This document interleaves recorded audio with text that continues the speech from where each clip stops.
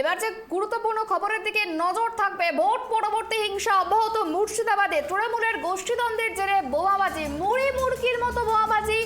এই ঘটনাকে কেন্দ্র করে রীতিমতো উত্তপ্ত হয়ে রয়েছে মুর্শিদাবাদ। এই বিষয় নিয়ে বিস্তারিত জানাতে পারে আমাদের প্রতিনিধি রয়েছে সাগর। সাগর, মুর্শিদাবাদে মুড়ি মুড়কির মতো বোমাবাজি, কি কারণে এই বোমাবাজির ঘটনা ঘটছে বা ঘটলো, কি জানা যাচ্ছে?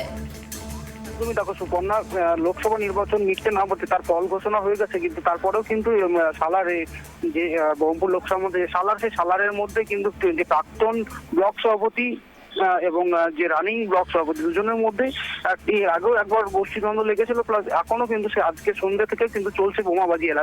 এলাকায় মুড়ি মোটকের মতন বোমাবাজি চলছে, এখনো পর্যন্ত সেটা অব্যাহত চলে আসছে। তবে এই যে বোমাবাজি, এই বোমাবাজির ক্ষেত্রে কিন্তু যেটা প্রাথমিকভাবে যেটা জানতে পারছে যে মূলত এলাকা দখলকে কেন্দ্র করেই কিন্তু এই বোমাবাজি করা হচ্ছে। যে প্রাক্তন যে ব্লক সভাপতি তিনি চাইছেন যে যাতে তার দখলে থাকে এলাকা, এবং যে রানিং যে ব্লক সভাপতি তিনি চাইছেন যে তার দখলে থাকে যেন এলাকা। এই নিয়ে কিন্তু দুজনের মধ্যে একটি দ্বন্দ্ব লেগে থাকছে। পাশাপাশি এই বোমাবাজির ক্ষেত্রে কিন্তু জখম হচ্ছেন সাধারণ মানুষ। যেখানে বোমাবাজি করছে তিনি কিন্তু কোনো দল করেন না, এবং তিনি নির্দোষ, এবং তিনি তার পাশের বাড়িতেই তিনি তার বাড়ির মধ্যে বসেছিলেন। একজন পৌর, তার উপর বোম ছোড়া হয়েছে বলে অভিযোগ করছেন এখানকার বাড়ির লোক, এবং তাকে কিন্তু প্রাথমিক চিকিৎসা করানো হয়েছে ভরতপুর প্রাথমিক স্বাস্থ্য কেন্দ্রে, এবং তার ওখান থেকে তাকে এখন যে কান্দি যে সাব ডিভিশন হাসপাতাল, কান্দি মহকুমা হাসপাতালে সেখানে আমাকে নিয়ে আসা হয়েছে, এবং তিনি এখন এই মহকুমা হাসপাতালে, কান্দি মহকুমা হাসপাতালে চিকিৎসাধীন অবস্থায় রয়েছেন। পাশাপাশি দেখা যাচ্ছে ওই এলাকাতে কিন্তু শুধুমাত্র যে ইনি জখম হয়েছেন তিনি না, এবং পাশাপাশি একটা বাচ্চাও জখম হয়েছে বলে আমরা জানতে পারছি। তবে এখনো পর্যন্ত তার কোনো খোঁজ খবর আমরা পাইনি। তবে এলাকায় যখনই বোমাবাজি চলছে, এই এলাকার মধ্যে যখনই কোনো সাংবাদিককে ঢুকতে দেওয়া হচ্ছে না, এবং পাশাপাশি কিন্তু এখনো পর্যন্ত এলাকায় বোমাবাজি চলছে। এখনো পর্যন্ত কতক্ষণ এই শেষ হবে সেটা এখন দেখার বিষয়। না একেবারে সাগর, দেখো যেমনটা তুমি বললে যে এখনো পর্যন্ত বোমাবাজি চলছে, সেক্ষেত্রে পুলিশ প্রশাসনের ভূমিকা কি? একদমই, দেখো পুলিশের খোঁজ খবর দেওয়া আছে, কিন্তু পুলিশ কিন্তু এখনো পর্যন্ত কি করছে সেই বিষয় নিয়ে কোনো প্রশ্ন তুলছে এলাকার মানুষজন। তবে এই যে বোমাবাজি কতক্ষণে শেষ হবে সেটা নিয়েও কিন্তু প্রশ্ন তুলছে। তাহলে পুলিশ কি করছে? পুলিশ কি এখনো পর্যন্ত সেই এলাকায় পৌঁছাতে পারেনি? পুলিশ কি এখনো পর্যন্ত তাদেরকে আটকাতে পারছে না? যে কেন যে বোমাবাজি করছে সেই কারণে কি তারা খুঁজে পাচ্ছে না?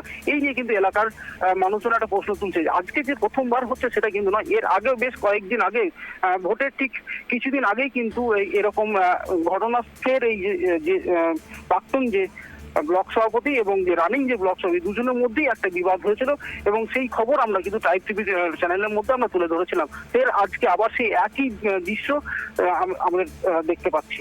সুকন্যা, একেবারে সাগর, দেখো তুমি যেমনটা বললে যে প্রাক্তন এবং বর্তমান ব্লক সভাপতির মধ্যেই এই ঘটনা ঘটেছে, সেক্ষেত্রে কোথাও গিয়ে একটা গোষ্ঠীদ্বন্দ্বের তত্ত্ব উঠে আসছে।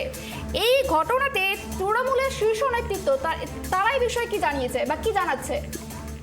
একদমই, দেখো এটা একদম পুরোপুরি তৃণমূলের গোষ্ঠীদ্বন্দ্ব, এবং এলাকা দখলকে কেন্দ্র করেই এই গোষ্ঠীদ্বন্দ্ব শুরু হয়েছে বলে জানা যাচ্ছে। তবে সেই বিষয়ে আমরা কথা বলার চেষ্টা করব যে এখানকার যে তৃণমূলের যে জেলা সভাপতি আছে, তবে আমরা তার সঙ্গে যোগাযোগ করতে চাইলেও কিন্তু তাকে আমরা ফোনে পাইনি। তো খুব শীঘ্রই তার সঙ্গে যোগাযোগ করে তার বক্তব্য আমরা তুলে ধরবো। সুকন্যা, বেশ, অনেক ধন্যবাদ আমাদের সঙ্গে থাকার জন্য। যেমনটা জানা গেল যে তৃণমূলের ব্লক সভাপতির সঙ্গে বর্তমান তৃণমূলের ব্লক সভাপতির মধ্যে দ্বন্দ্বের কারণে বোমাবাজি, প্রায় 150টির ওপরে বোমাবাজি করা হয় মুর্শিদাবাদে, এবং এই গোটা ঘটনাকে কেন্দ্র করে রীতিমতো উজুনিয়া গ্রামে আতঙ্কের সৃষ্টি হয়েছে। মুড়ি মুড়কির মতো বোমাবাজির ঘটনা ঘটেছে। এই ঘটনায় বেশ কয়েকজন আহত হয়েছে। তবে এই ঘটনায় এখনো পর্যন্ত পুলিশ প্রশাসন ঘটনাস্থলে পৌঁছাতে পারেনি। এই বিষয় নিয়ে প্রশ্ন উঠছে, কেন পুলিশ প্রশাসন এখনো নীরব, কেন কোনো রকম পদক্ষেপ নিচ্ছে না? তবে তৃণমূলের শীর্ষ নেতৃত্বের পক্ষ থেকেও এই বিষয়ে এখনো পর্যন্ত কিছু জানা যায়নি। তবে গোটা ঘটনাকে কেন্দ্র করে রীতিমতো আতঙ্কের সৃষ্টি হয়েছে গোটা এলাকায়।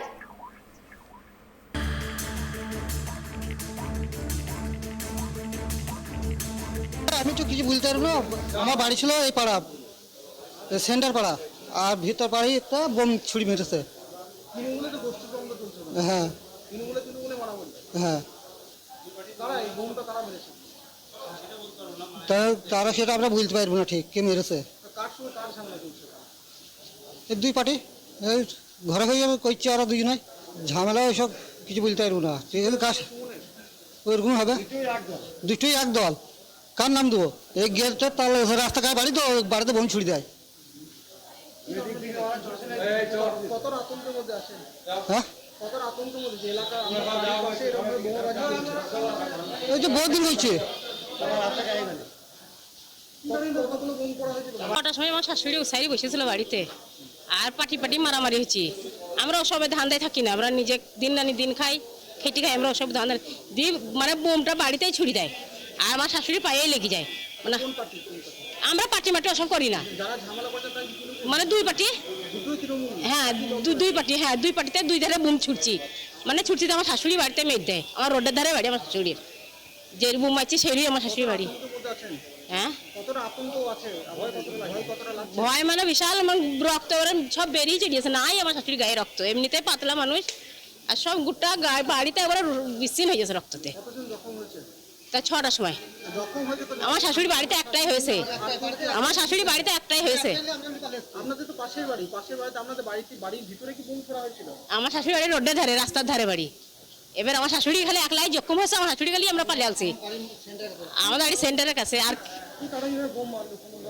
আমি ওটা বলতে পারবো না, আমরা আবার পাটি পাটি ওসব বুঝি না, পাটি পাটি যাই না, আমরা বাড়িতে দিন আনে দিন খাই, আমরা ওসব